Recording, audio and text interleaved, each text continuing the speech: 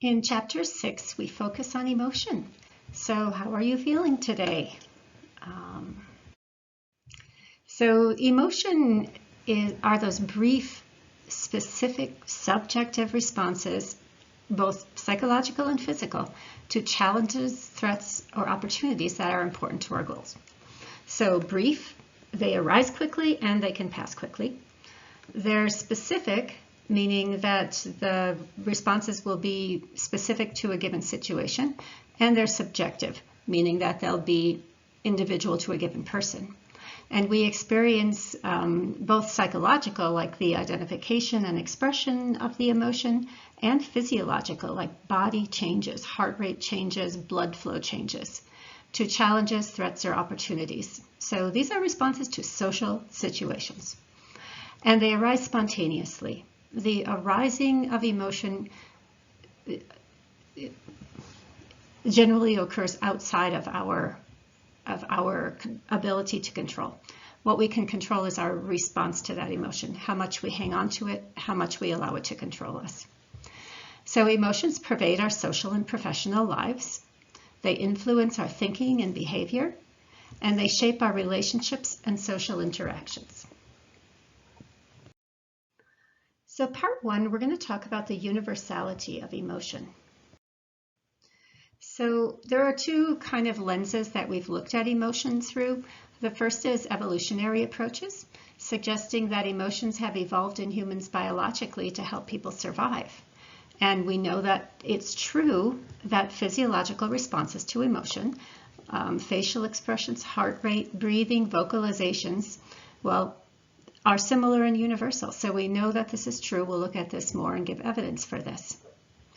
But a contrary opinion that isn't necessarily contrary is cultural approaches, suggesting that emotions are influenced by views of self, social values, and social roles, which vary from culture to culture. And this is true. Emotions are expressed in different ways in different cultures. In fact, we call these focal emotions, emotions that are more common in different cultures.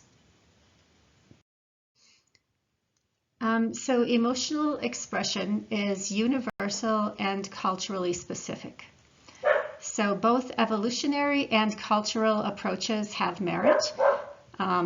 Emotional responses are innate and universal, but cultures may have different emotional accents and display rules. So after you watch that little video, you'll see that American people have certain smiling rules where we smile a lot. Mainstream Americans smile a lot and big. And these differ in other cultures. And so I wondered how Navajo people fit in with that. So Charles Darwin, as you know, was the father of evolutionary theory. And that theory suggests that every characteristic that an animal or a human would have, every characteristic or every common behavior would have some adaptive function. It would in some way help that human, that animal, or the species belonging to that human or animal to survive. And so he suggested that human emotions derive from, again, motivations and displays that were advantageous for our ancestors, and so that we would then, as humans, have similar responses. So you can see these common reactions of cat. In some way, this must be adaptive. It makes the body appear bigger. Everything is fluffed out. Ears are back. It makes it look like a more threatening creature. The dog has this common expression. The primates have this common expression. In all cases, showing of teeth, for example. So do these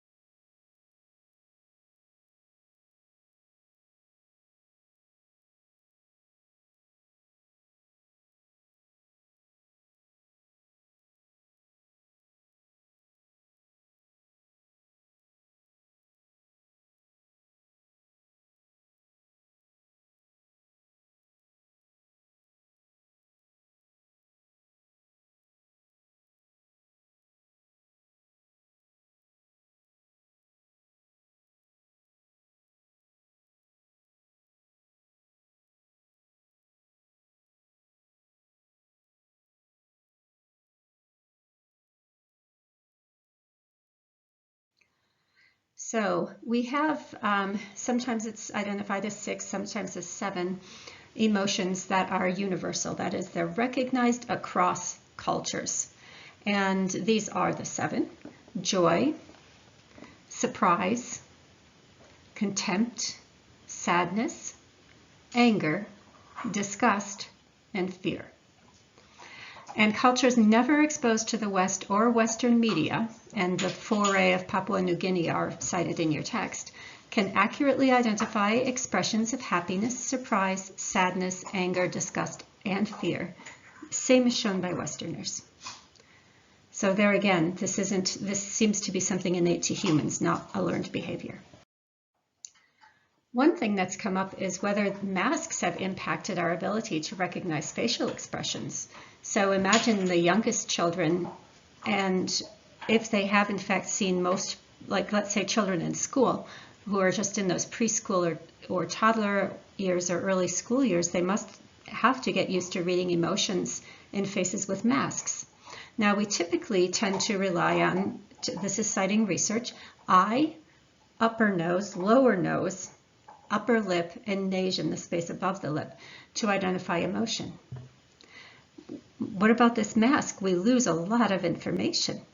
And so now we have to shift to the eyes alone in order to identify emotions. And these authors suggested that this might actually impact our brain or the way we focus our gaze when we're identifying emotion. Just a test for you, can you recognize any emotions in this woman with a mask? These are the 7 emotions that you would: the joy, contempt, disgust, fear, anger, surprise, and sadness.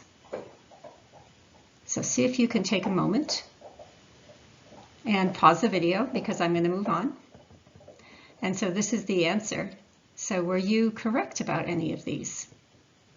Did you correctly identify any of these emotions in this woman? So this is sort of, maybe if we had social problems during pandemic when everyone was wearing masks, this might contribute to an explanation. So we're going to be looking at this short video, Why Do Americans Smile So Much? And I can't embed it. You can see it here and click on it, but I can't include it in the video. And so I have it linked as a separate entry after this lecture.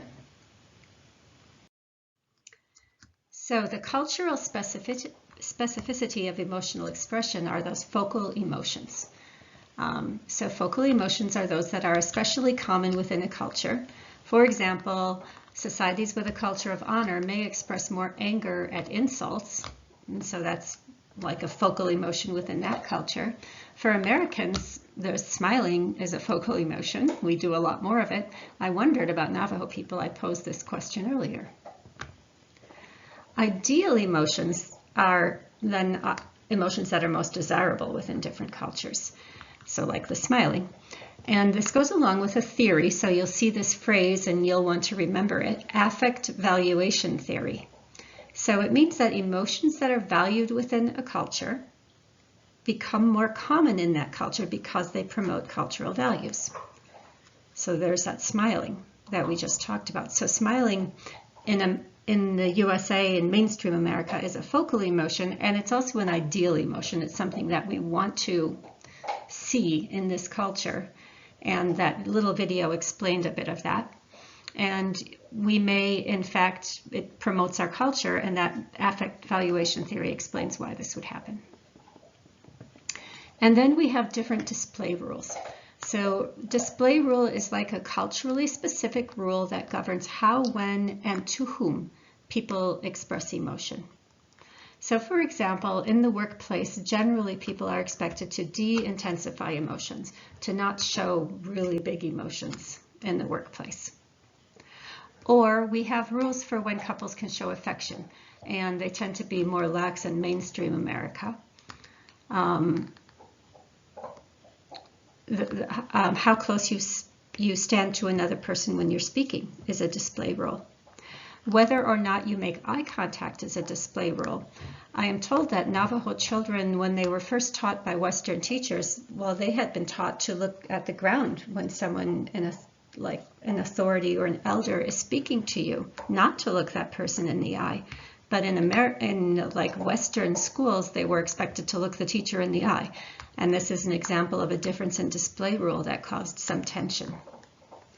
And so these rules are something that do make a difference. Just as an aside, even emojis differ by culture.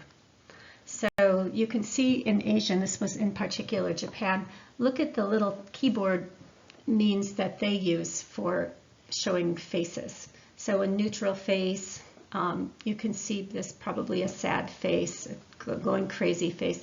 But notice where the attention is compared to the Western. These are the Western emojis. We tend to use the colon for the eyes.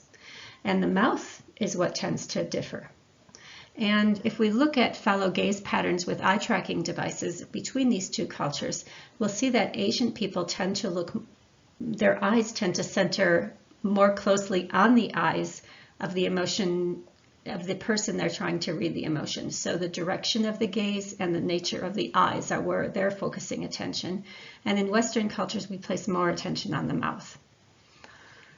So just an interesting aside. So next, we're going to go into social relationships and emotion in part 2.